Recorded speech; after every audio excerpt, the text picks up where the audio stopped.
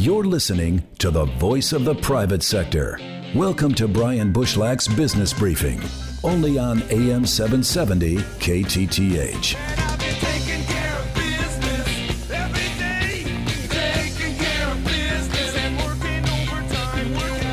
And just past the top of the hour across Puget Sound and Portland, Vancouver. And welcome to the voice of the private sector. I'm Brian Bushlach. Glad you could join us for this all-new edition of Business Briefing. And we've got you covered from tax tips to legal insight and commercial real estate in hour number one.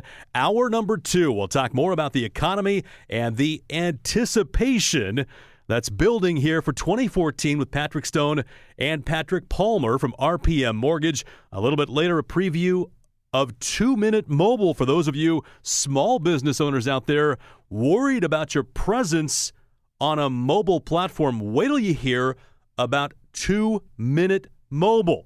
First, though, hard to believe, with tax season gearing up again, some people haven't picked up on the changes from 2012 into 2013.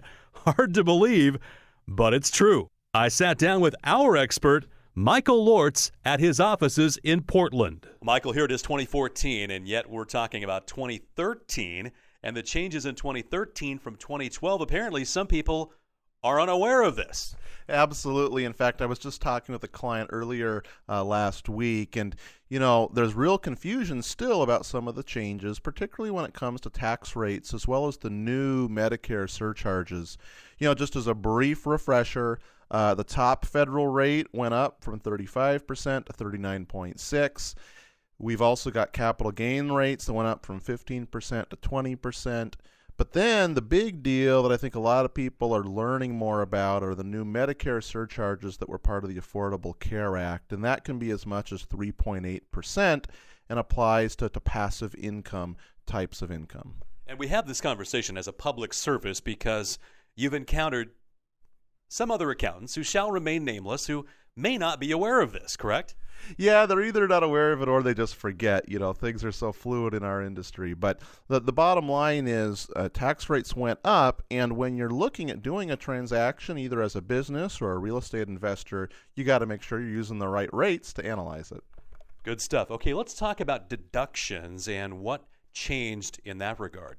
Sure. So one of the big things that people are going to see on their 2013 tax returns, if they're in the top income bracket, is there's actually a phase out now where you start to lose some of your itemized deductions that are reported on Schedule A.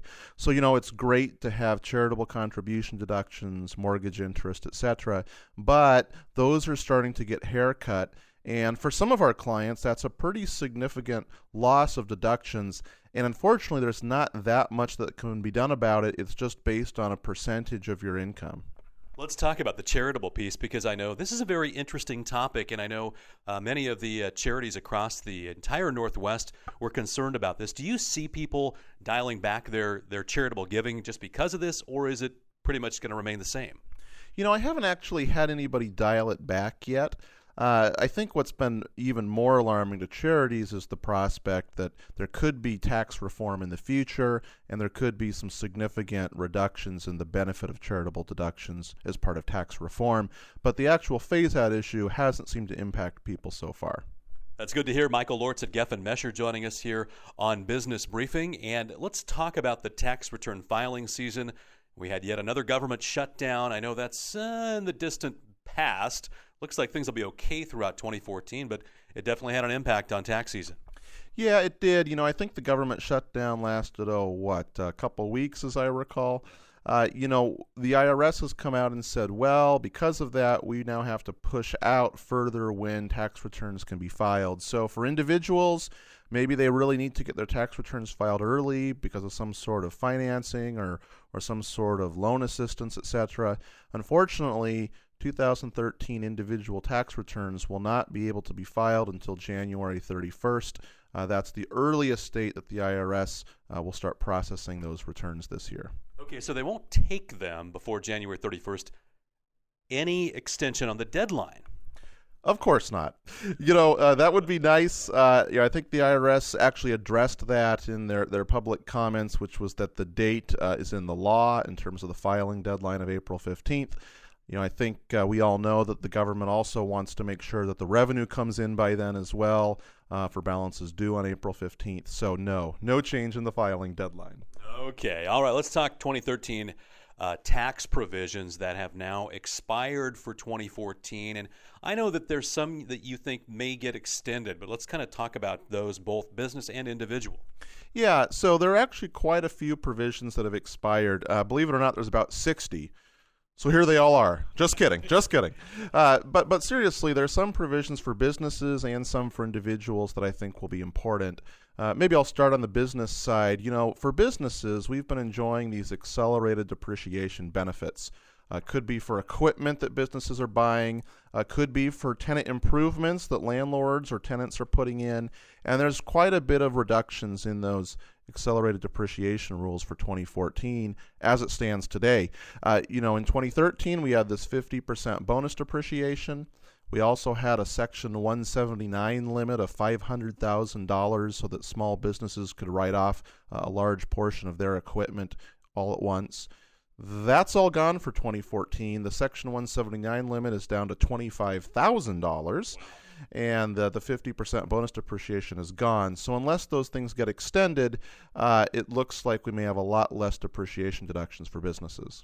And that is huge when you look at companies that buy vehicles and fleet sales. I mean, that's a huge change, isn't it? Yeah, it really is, and it can really make the difference when you're doing an analysis as to buy something or not. Now, it's possible this will get extended. It has for quite a few years in a row now. And, this is really unfortunate because the idea behind bonus depreciation is to stimulate the economy by making it pencil out better to buy something. Well, if you buy it and then it gets extended retroactively, that really didn't impact your decision as to whether to buy or not. So it's not great public policy. And I know this is the trillion-dollar question. When would you likely see this extended? I mean, is there any idea? Would it be early this spring or? That's a good question. And, most years in the past, an extension bill, if it's not passed by the end of the year when the things are going to expire, oftentimes it would be early the next year. I think this is going to be different for 2014. And the reason is, well, it's an election year. And the real question is, will Congress deal with any kind of tax bill prior to the election?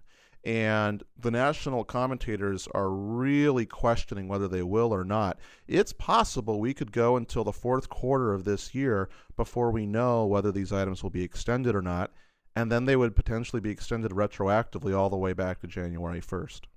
Very interesting. So stay tuned on that one. Michael Lortz from Geffen joining us here. And speaking of politics, what prospects are there of tax reform in 2014? I know we're hearing some whispers. Yeah, so tax reform has certainly been part of the political dialogue a lot lately. There's a couple developments recently that kind of changed the outlook on that. One, of course, is the elections. And again, anytime you're in an election year, there's real doubt as to whether or not the parties are willing to grapple with an issue that by its nature creates winners and losers. There's always going to be some people that benefit and some people that are hurt when you're dealing with comprehensive tax reform. The other thing that's relevant is Senator Baucus. He was recently named as the ambassador to China, and up until then, he has been the chairman of the Senate Finance Committee. Now, we all know his replacement, Senator Ron Wyden from Oregon, is taking over that committee. But really, with the changing of the guard there, I think that there's less likelihood that anything will happen in 2014. It's going to take Senator Wyden a while to figure out what direction he wants to go. And, of course, then he's got to collaborate with a different party in the House. So likely tax reform is dead for this year, or at least until the end of the year. We're likely looking at a new Congress taking that issue up. Well, great insight as always. I know it's about to be your busy season, so I hope to see you every now and then. I'll send you some Starbucks here to keep you going. Sounds good, Brian. Thank you. And again, our thanks to Michael Lortz at Geffen Mesher. If you'd like to contact him, direct line 503-445-3368. And Michael, a featured speaker at our upcoming event at the Bing Lounge in Portland. When we continue, we'll shift gears and talk legal perspective with Greg Harris from Harris & Bowker when Business Briefing continues.